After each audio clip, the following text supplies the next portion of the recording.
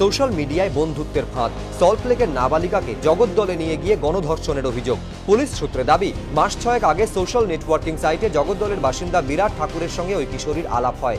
কিশোরীর বাবা কেন্দ্রীয় সরকারের পদস্থ আধিকারিক। অভিযোগ, গত 30 নভেম্বর কিশোরীকে বিধাননগর স্টেশনে ডাকেন বিরাট। পড়তে যাওয়ার নাম করে বাড়ি থেকে বেরোয় 10ম শ্রেণীর ওই ছাত্রী। সেখান থেকে ট্রেনে করে তাকে জগদ্দল নিয়ে যাওয়া হয়, তারপর অটো করে স্থানীয় একটি জুট মিলের আবাসনে। সেখানেই থাকতেন বিরাটের বন্ধু শিবম পান্ডে। 30 নভেম্বর রাতে ওই আবাসনে সল্টলেকের নাবালিকাকে দুই বন্ধু গণধর্ষণ করে বলে অভিযোগ। 1 ডিসেম্বর বাড়ি ফিরে বিষয়টি জানায় কিশোরী। বিধাননগর উত্তর থানায় লিখিত অভিযোগ দায়ের করে পরিবার। টানা কয়েকদিন তল্লাশি চালানোর পর রবিবার ভোররাতে জগদ্দল থেকে দুই অভিযুক্তকে গ্রেফতার করে পুলিশ। ধৃতদের বিরুদ্ধে গণধর্ষণ এবং পক্সোর 4/6 ধারায় মামলা রুজু হয়েছে।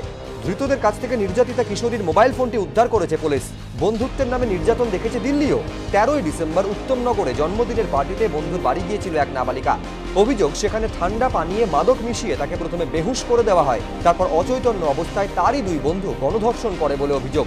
আর সল্টলেকে বন্ধুত্বের ফাঁদে পা দিয়ে নির্যাতিত হলো আরেক নাবালিকা।